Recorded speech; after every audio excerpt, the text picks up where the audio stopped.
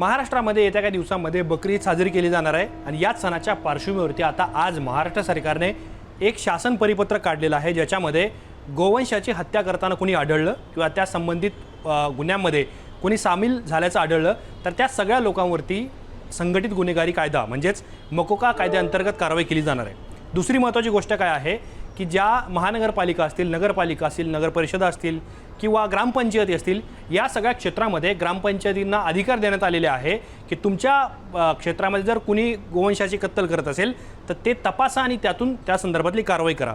ते शासन परिपत्रक सध्या माझ्या हातामध्ये आहे आणि त्यातल्या सरकारने कुठल्या कुठल्या नवीन नियमावली किंवा नवीन सूचना जारी केलेल्या आहेत तेच तुम्हाला मी या व्हिडिओच्या माध्यमातून सांगणार आहे। नमस्कार, मी या ठिकाणी मुंबई तकमध्ये तुम्हा सर्वांचं स्वागत आहे।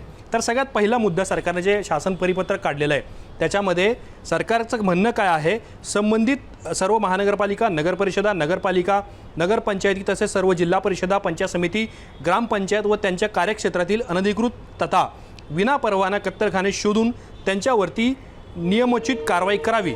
तसेच प्रचलित असलेले कायदे नियम यांचा भंग करून वारंवार संघटित पद्धतीने गोष्ट तस्करी करणाऱ्या टोळ्या अथवा संघटनांच्या विरोधात संबंधित पोलीस यंत्रणेने प्रचलित नियमानुसार तपास करून महाराष्ट्र संघटित गुन्हे नियंत्रण अधिनियम म्हणजेच मकोका या कायद्याच्या अंतर्गत कारवाई करावी। आता या दोन सूचनांमध्ये सरकारचं काय म्हणणं आहे की ज्या ज्या स्थानिक स्वराज्य संस्था आहेत त्यातल्या प्रशासनातल्या लोकांनी शोधावं की कुठे गोवंशाची कत्तल केली जाते आहे आणि जर त्याच्यामध्ये कोणी आढळलं त्याच्याशी संबंधित त्या गुन्ह्यामध्ये तर त्या सगळ्या आरोपींच्या विरोधात मकोका कायद्याअंतर्गत कारवाई करावी। आता ही कायदेशीर कारवाई कोणी करावी तर ती पोलिसांनी करावी आणि त्या पद्धतीने गुन्हे शोधून काढावेत। दुसरा महत्त्वाचा मुद्दा सरकारने परिपत्रकामध्ये काय म्हटलं आहे, त्यांचं म्हणणं असं आहे, राज्यातील परिवहन वाहतूक विभागाने उपरोक्तप्रमाणे अवैधरित्या गोवंश वाहतूक करणाऱ्या वाहनांची नियमित तपासणी करून संबंधित वाहनांवर मोटार वाहन अधिनियम व इतर अनुषंगिक कायद्यानुसार नियमोचित कारवाई करावी। म्हणजे ज्या वाहनांमध्ये तुम्हाला गोवंशाची वाहतूक करताना आढळून येऊ शकतं त्या सगळ्या वाहनांवरती मोटार वाहन अधिनियमानुसार कारवाई करण्याचे निर्देशसुद्धा महाराष्ट्र शासनाच्या गृह विभागाने दिलेले आहेत। नियम क्रमांक 5 काय सांगतोय, राज्यातील सर्व पोलीस अधीक्षक कार्यालय, पोलीस आयुक्तालय, त्याचप्रमाणे पशुसंवर्धन आयुक्तालय व परिवहन आयुक्तालय यांनी आपल्या स्तरावरून स्वतंत्र नोडल अधिकारी नियुक्त करावेत। नियुक्त अधिकाऱ्यांचे संपर्क क्रमांक सर्व संबंधित विभागांना आणि नागरिकांना उपलब्ध करून देण्यात यावे। म्हणजे एक प्रकारे आता पोलीस कारवाई करतील तर करतील, स्थानिक स्वराज्य संस्थांमधले अधिकारी कुठे कुठे गोवंशाची कत्तल होऊ शकते, होते आहे हे तपासतील का तर तपासतीलच, पण पोलिसांच्या स्तरावरती एका नोडल अधिकाऱ्याची नियुक्ती करण्याचा निर्णय हा शासनाने किंवा त्याचे निर्देश दिलेले आहे आणि या संबंधित विभागांना एक प्रकारे त्याचे त्या नियुक्त अधिकाऱ्याचे म्हणजेच नोडल अधिकाऱ्याचा नंबर हा शेअर केला जाईल। सगळ्यात महत्त्वाचा आणि पुढचा महत्त्वाचा मुद्दा परिपत्रकामध्ये सरकारने काय म्हटलेलं आहे, महाराष्ट्र शासनाच्या सीमावर्ती भागात प्रत्येक जिल्हाधिकारी यांनी त्यांच्या जिल्ह्यातील पोलीस यंत्रणा, परिवहन कार्यालय, नागरी ग्रामीण स्थानिक स्वराज्य संस्था, पशुसंवर्धन कार्यालय व या कार्यालयातील अधिकारी व कर्मचारी यांचा समावेश असलेली सीमा भागावर इतर राज्यातून महाराष्ट्रामध्ये प्रवेशाच्या ठिकाणी संयुक्त तपासणी चौकी स्थापन करावी। म्हणजे अशा वेळेला इतर राज्यातून सुद्धा महाराष्ट्रामध्ये गोवंशाची कत्तल करून त्यांचं मांस महाराष्ट्रामध्ये आणलं जाऊ शकतं याची कल्पना सरकारला आहे। म्हणून सरकारने काय केलं आहे की महाराष्ट्र शासनाच्या हद्दी बॉर्डरवरती जे जिल्हे आहेत त्या जिल्ह्यातल्या जिल्हाधिकाऱ्यांनी काय करावं, ते एक संयुक्त तपासणी चौकी स्थापन करावी आणि त्या माध्यमातून महाराष्ट्र राज्यात कुठल्याही प्रकारचं मांस येऊ नये, गोवंशाची वाहतूक होऊ नये किंवा अवैध कत्तल होऊ शकते किंवा कत्तल होऊ शकते अशा प्रकारचं कुठलं कृत्य होऊ नये म्हणून सुद्धा ही खबरदारी घेतली जाते।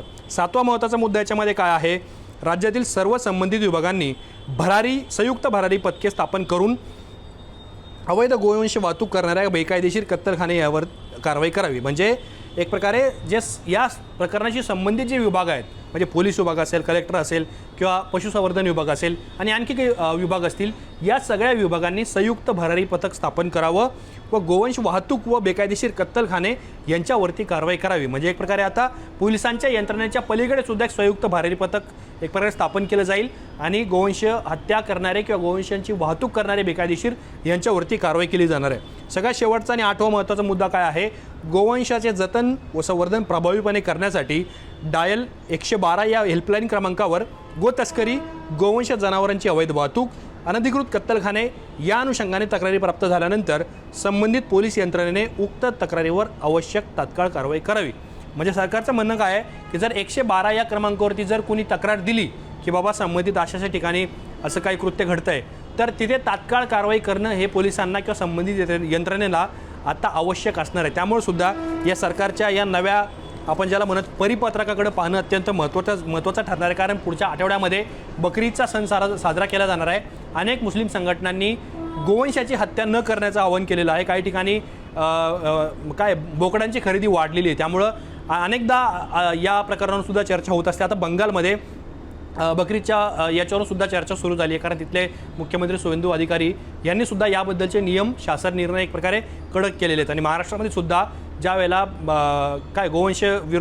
गोवंश हत्याबंदी कायदा महाराष्ट्रामध्ये लागू आहे आणि आता मागच्या वेळेला सुद्धा ज्यावेळेला बकरीद होती त्यावेळेला विधानसभेचे अध्यक्ष राहुल नार्वेकर यांनी सुद्धा एक नवीन अपडेटेड नियमावली जारी केलेली होती. आणि आता ज्यावेळेला एक आठवड्यावरती बकरीदचा सण आलेला आहे त्यावेळेला सुद्धा महाराष्ट्र सरकारच्या गृह विभागाने म्हणजे जो विभाग मुख्यमंत्री देवेंद्र फडणवीस यांच्याकडे आहे त्यांच्या विभागाकडून एक प्रकारे महत्त्वाचं शासन निर्णय किंवा आपण ज्याला परिपत्रक म्हणूयात ते जारी करण्यात आलं आहे. आणि यानुसार जर कोणी गोवंश हत्याबंदी करताना किंवा त्या तत्सम कृत्यामध्ये आढळला तर त्या व्यक्तीवरती किंवा त्या मागच्या संघटनेवरती किंवा त्या टोळीवरती महाराष्ट्र संघटित गुन्हेगारी कायदा म्हणजेच मकोका या कायद्याअंतर्गत कारवाई केली जाऊ शकते. तुम्हाला या सगळ्या प्रकरणाबद्दल काय वाटतं?